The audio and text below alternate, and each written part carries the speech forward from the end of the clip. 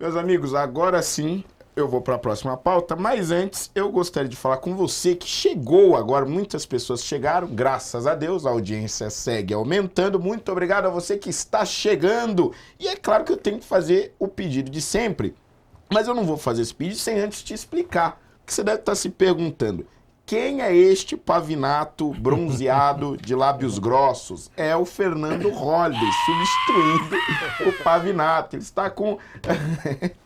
está com os movimentos intestinais, digamos, em desacordo com o padrão. Então ele não conseguiu vir hoje, mas tenho certeza que amanhã ele já vai estar melhor, ele já estará aqui nesta bancada. Não se preocupem, vocês terão o pavinato de volta. E aí, tem aqui várias pessoas elogiando o Segré, elogiando o doutor Eduardo, me elogiando. Muito obrigado a cada um de vocês e vou pedir a vocês que, por favor, deem um like. Se você está assistindo no YouTube, pelo celular, vai lá, clica no xizinho do chat ao vivo, vai aparecer o joinha, clica no joinha e deixa o seu pagamento para que este programa continue firme e forte no ar. E claro, também vai lá na setinha que começa fina, termina grossa, clica nela e vai compartilhar com os seus familiares e com os seus amigos, ok? Muitíssimo obrigado a todos vocês que estão nos acompanhando. Agora sim a pauta que eu ia emendando, agora vai.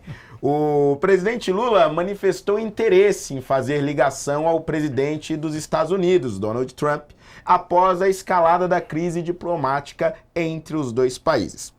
A declaração de Lula foi dada durante entrevista ao canal Os Três Elementos. O contexto da ligação, contudo, não citou os ruídos com os norte-americanos, mas o desejo em contatar grandes potências para tratar das guerras em curso no mundo. Lula sugeriu que Xi Jinping, Vladimir Putin e Donald Trump se reúnam para tomar café, uísque ou qualquer coisa. Esse cara, ele acha que ele tá num boteco. Ele quer tomar 51 dele lá, pelo amor de Deus, para decidir o que vão fazer com o mundo. Claro, que é assim que se resolve grandes problemas diplomáticos e grandes guerras no mundo. Vamos ouvir esta merda. Porque, vamos ver o seguinte, a guerra da Ucrânia, quando ela começou, pensava-se, alguns, que o Putin ia ganhar em 3 meses. Pensavam outros que a União Europeia e os Estados Unidos iam colocar muito dinheiro e que a Ucrânia ia destruir a Rússia. Não aconteceu nenhum e nem outro. É como se fosse uma coisa empancada. Está parada aqui a guerra já há vários anos, nós vamos para 5 anos, e você percebe que tem dificuldade de um acordo. Por que tem dificuldade do acordo? Porque o Conselho da ONU, a ONU, não funciona mais como deveria funcionar. O Conselho de Segurança, os membros permanentes são França, Inglaterra, Rússia, Chile e Estados Unidos. Tá? Então, ele não se reúne. Então, ninguém discute nada. Então, as coisas vão acontecendo. A semana passada, eu liguei para o Xi Jinping para falar da necessidade do Conselho de Segurança se reunir. Ontem, eu falei com o meu amigo Putin para ele se reunir. Vou falar com o Trump também. De que é preciso? São 5 pessoas. 5. Se reúnam, tomam café, uísque, vinho, qualquer coisa. Sabe? E se reúnam para decidir o que vai fazer com o mundo. Olha, mas é de uma imbecilidade. Mas é de uma imbecilidade, assim, então, que eu fico espantado como esse sujeito foi parar na presidência da República 3 vezes. Isso é uma vergonha para um Brasil, para um país do tamanho do Brasil. Pelo amor de Deus, são mais de 200 milhões de brasileiros representados por esta anta.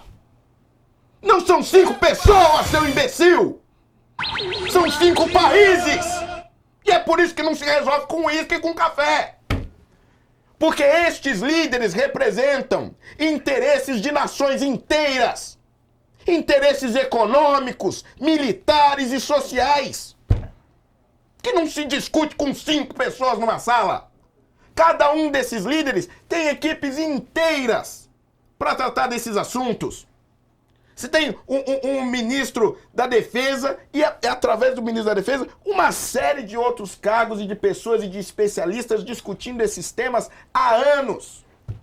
As questões econômicas igualmente. Aí você acha que numa tarde Eles vão sentar e discutir, resolver, pelo amor de Deus. E outra, quando é que a ONU... Agora, vamos colocar o elefante na sala aqui também. Quando é que a ONU resolveu alguma coisa efetivamente? Não resolveu. A ONU é um grande fantasma. É uma sala onde as pessoas sentam, lançam lá as suas notas com as suas opiniões e dane-se. Cada país faz o que bem entender. Nunca houve uma efetividade da ONU. Não tem como haver uma efetividade da ONU. É simplesmente um lugar onde os países se reúnem e discutem. Agora, esse sujeito, ele não entende o papel dele, ele não entende o papel dos outros países, ele não entende as razões para as guerras que estão acontecendo e ele não tem a menor autoridade e respeito para discutir esses assuntos. Sabe por quê? Porque vive metendo o dedo onde não deve. Como é que você quer que Donald Trump te escute se dia sim e dia também fica insultando o governo americano? Proibiu 2 representantes do Departamento de Estado virem aqui para observar as eleições. Se não tem nada a esconder, por que proibiu? Como é que você quer que Donald Trump ou o governo americano te escute se dia sim ou dia também se refere a ele como um extremista? Você não consegue lidar nem com o seu vizinho mais próximo, a Argentina? Ouviu uma crítica mais forte, ficou doído e colocou o Brasil inteiro numa guerra com um país que é nosso parceiro há anos. Incompetente, irresponsável. É uma vergonha um país como o Brasil ter um sujeito desse como presidente da República, que acha que vai resolver todos os problemas tomando um gole de cachaça. Tome vergonha na sua cara. Vocês me desculpem, que eu ouço essas coisas. Segredo, você que tá mais calmo, comente. Suei. Nada vai tirar minha paz hoje. Eu já vou avisando. O presidente Lula mente sem problema nenhum. Ele ia resolver a guerra da Ucrânia e a Rússia com uma cervejinha. Ele nem cumprimentou a Zelensky na época que foi a reunião no Japão. Aí depois a gente vê essa palhaçada. Amanhã eu vou ligar para o Trump. Pode ligar e o Trump não vai te atender. Lula, o Trump não vai perder mais tempo com você. Você é irrelevante para as relações internacionais. E essa fala serve para atender a corja da esquerda que vai continuar batendo palmas pelas baboseiras que o Lula fala.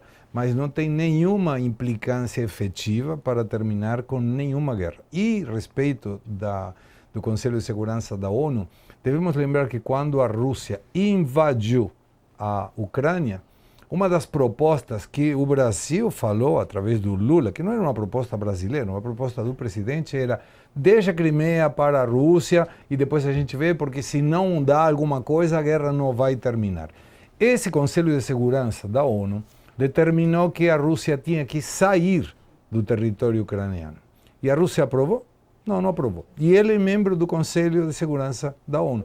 Então, é um carimbo hoje que serve para que um monte de incompetentes ganhem dinheiro grande para representar países para resolver absolutamente nada. E com as falas do Lula, claramente isso não contribui para resolver absolutamente nenhuma guerra. E, Eduardo, me diga, que legitimidade o Brasil, nesse momento, com tantas crises diplomáticas, até do lado de casa, pode ter para tentar resolver problemas que nem nossos são? Tem alguma legitimidade? Tem algum caminho para esse governo resolver algum conflito externo? Não, nenhum, Holliday. Inclusive, é a cultura desse perfil, desse sujeito, né? É um bravateiro, exatamente por causa disso, que ele acha que ele ainda está naquele período lá que ele falou, teve aquela gravação de 15 milhões de crianças morando na rua, né, que ele estava se orgulhando disso e, obviamente, falando com deboche. Ele estava se gabando, que ele mentiu, 15 milhões, se não tivesse 15 milhões se tivesse 15 milhões de crianças na rua, nós não conseguiríamos andarmos, né? Ele ainda se gabou dessa situação. E agora ele fala dessa forma, meio bem de, né, botequeiro, que ele tenta resolver as coisas. Obviamente, quando ele fala, não, eu vou tentar arrefecer qualquer situação envolvendo o governo dos Estados Unidos, novamente, é mais uma bravata, porque ele quer sinalizar, tentar, né? Porque quem não te conhece, que te compre. O mundo inteiro agora já está conhecendo, né? Até veículos pelo mundo, que geralmente são mais alinhados à esquerda, né? Já estão noticiando esse tipo de conduta dele, já estão até alertando dele. Teve uma publicação do The Economist que comparou ele ao Biden. Né? Vocês devem se lembrar disso exatamente pela condução dele, da política externa, da política internacional, da geopolítica. Vale lembrar que a diplomacia ela tem uma linguagem mais cautelosa exatamente pelas razões que o Holliday bem pontuou e se indignou. Porque quando envolve a vida de muitas pessoas, para não ter um entendimento dúbio, para não ter qualquer problema, para ter certeza que não teve erro de comunicação, que pode acabar custando vida de milhares de pessoas. E ele segue nessa linha sem se preocupar. Tanto é assim que necessariamente eu estou me referindo à guerra. Pode ser uma guerra diplomática, pode ser uma guerra comercial. É verdade, ele colocou a gente nessas duas situações. Tanto guerra diplomática com os nossos principais aliados históricos, quanto guerra comercial com um dos aliados mais antigos do Brasil. Tem mais de 200 anos de história de aliança. Então, este é o sujeito que acaba proferindo esse tipo de declaração, que no final das contas, né, eu não quero falar um palavrão aqui, mas vocês entenderam o que dá para tomar, o que ele está oferecendo, que é só o brasileiro que toma. Pode falar, eu fiquei curioso. Eu fiquei curioso. O que será? O que Pô, será? alguém você vai querer saber. Fala. Fala. Um tomate cru, pronto. Ó, o Alexandre Aguiar me deu uma bronca aqui e eu vou concordar com o Alexandre Aguiar, viu? Que aconteceu? Essa é a primeira bronca que eu vou... Ele diz o seguinte: não ofenda os botequeiros, por favor. Verdade. Boa. Verdade. Meu pedido de desculpa aos botequeiros. Até porque em botecos eu já tive diálogos, assim, muito sábios, já fiz reflexões muito profundas. Esta não foi uma ofensa aos botequeiros, tá? Minhas críticas se dirigem exclusivamente a este botequeiro que não entende absolutamente nada de diplomacia. E Segré, eu gostaria de continuar nesse assunto pelo seguinte, porque aqui a gente falou da relação do Lula, né, com esses outros líderes, mas não é de hoje, né? A gente percebe que também no governo Dilma, o Brasil já foi chamado de anão diplomático pelo governo de Israel. Mais recentemente também rusgas novamente desse governo com o governo de Israel. E a gente percebe que isso é uma tática constante dos governos petistas, não somente do Lula especificamente. Isso tem a ver também com a ideologia, quer dizer, são governos que não conseguem lidar com outros líderes que pensam diferente. Quer dizer, eles só pensam na própria ideologia e só conseguem dialogar dentro da própria ideologia, né? Sabe que uma vez eu me infiltrei, em junho de 2023, me infiltrei no encontro em Brasília do Foro de São Paulo. Aí eu entrei de gaiado, depois me descobriram, aí me convidaram elegantemente a me retirar, mas eu voltei depois como imprensa da Argentina. E aí você observa que o critério dessa revolução comunista, que eles compram só na teoria, está para derrotar aqueles que pensam diferente. Democraticamente falando, se eu penso de uma forma, Eduardo pensa de outra, Fernando Holliday pensa de outra, a gente vai respeitar que outro possa pensar diferente. A esquerda não aceita isso. Se ele não gosta deste programa, ele não vai trocar de canal, ele vai querer derrubar o programa, porque não quer que ninguém assista o programa. E naquela reunião eu lembro que tinha um grupo que representava os socialistas dos Estados Unidos. Segundo eles, tinham 75 mil pessoas formando parte desse grupo.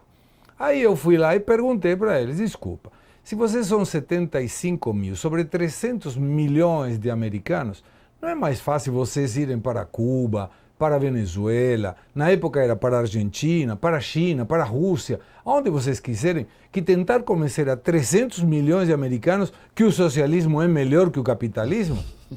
Aí eles não sabem o que responder. E quando você confronta com argumentos a uma pessoa que tem ideologia de esquerda, é simplesmente perguntar, me dê um único país em que o comunismo ou o socialismo deu certo.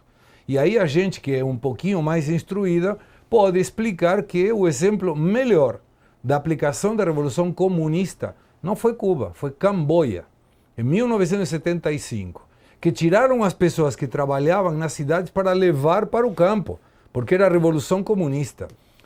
Pol Pot era o cara, um idiota, mas convenceram a uma grande quantidade de Camboia que isso ia dar certo. Deu pessimamente errado. Cuba é outro exemplo, a própria Alemanha Oriental é outro exemplo, e aí você vê com isso, e concluo, que a metodologia é simples. Eu quero que você seja socialista, mas se você não quiser, vai ter que ser igual. Por isso, ninguém da Alemanha Ocidental queria ir para a Alemanha Oriental, e quem estava na Alemanha Oriental levava tiro se queria ir para a Alemanha Ocidental. Ou seja, a liberdade só funciona no discurso, porque na prática eles não permitem. É exatamente isso. E aí, Segré, você trouxe um tema interessante que eu gosto sempre de relembrar, Eduardo, que é o seguinte: o Foro de São Paulo. Eu me lembro que o professor Olavo de Carvalho, saudoso, que Deus o tenha, sempre falava sobre o Foro de São Paulo, os planos do Foro de São Paulo, e por muitas vezes foi tido como ridículo, louco, etc. e tal. E a gente viu o quanto eles avançaram e agora estamos vendo o quanto recuaram. O Lula, talvez todo esse desespero diplomático nas relações exteriores possa ser também um certo desespero de quem está vendo o fim de um plano socialista para a América Latina, o fim do Foro de São Paulo? Pode ser, Rodney, pode ser que ele esteja estrebuchando, né? Mas eu não creio que, curiosamente, isso se assemelha até com o inimigo espiritual. Eu não creio que, mesmo que, né, o Flávio vença as eleições, se Deus quiser será isso, vença as eleições em outubro, eu não creio que o Foro de São Paulo acabará. Ele ficará fraco, obviamente, mas acabar, né, a capacidade de persistência e de motivação que a esquerda tem, ela chega a ser maligna. Porque eu explico por quê. Perdão. Porque ele não tem a fé, por exemplo, num criador. E, consequentemente, qual que é a meta, o que alimenta essa crença no futuro? Exatamente a vitória revolucionária. Então eles seguem desta forma, mesmo que dure décadas, eles mantêm o mesmo plano, o mesmo foco, seja com o fim da União Soviética, seja com a queda do Muro de Berlim, né? Então eles seguem determinados a esse propósito. A fundação do Foro de São Paulo foi no início da década de 80, 1980, se eu não estou enganado, e aí teve a participação no próprio berço ali da Nicarágua, foi tomando força pelas influências, até por meio da teologia da libertação, e aí começa a tomar uma proporção grande no continente, teve a influência cubana posterior, né, já antes, 1959, a Revolução Cubana. Vale lembrar que também, que igual o ponto que o querido Segré trouxe, tem gente que percorre 100 quilômetros a nado, correndo o risco de comer, né, ou de uma jangada improvisada com garrafa PET, com o risco de ser comido por um tubarão, morrer sendo comido por um tubarão. É melhor isso do que ficar naquela. Imagina você se prestar a esse tipo de situação, se colocar nesse tipo de situação. É um desespero absoluto. Então, a gente sabe muito bem, esse tipo de conduta, né, ele acaba levando à desgraça da humanidade. Ao mesmo tempo que eu não acho que o Foro de São Paulo terminará. Eu até indico aqui o livro do querido amigo Paulo Henrique Araújo, né, O Foro de São Paulo e a Pátria Grande, em que ele acaba destrinchando e acaba colocando exatamente a fonte deste movimento no continente. Eles tratam exatamente Pátria Grande para tratar com uma coletividade continental, mas sobre a influência dos socialistas, dos marxistas, e por sua vez eles têm essa determinação em que um dia venceremos, né? Venceremos, até você vê em certas frases na internet, venceremos, venceremos. Por causa disso, eu não vou admirar, aqui eu sou sincero, não, porque não, você tinha que te admirar. Eu não vou admirar qualquer virtude de um inimigo, porque é inimigo que ele visa dominar o ser humano e destruir o ser humano. A finalidade é essa, seja na parte estética, seja na parte dos gostos, seja na parte da formação do indivíduo, na parte da infância, na parte da pedagogia, as diversas áreas da epistemologia, a esquerda sempre visa subverter a ordem e destruir tudo que veio dando certo, que permitiu que a humanidade chegasse no patamar de hoje, mesmo com coisas a aperfeiçoarem, mas jamais para destruir o ser humano, que aí é na nossa fé pessoal, é a criação de Deus, Holliday. Não, bem colocado isso, até porque com a queda do Muro de Berlim, o fim da União Soviética, também se falava muito disso, né? É o fim do sonho socialista, o fim do sonho comunista.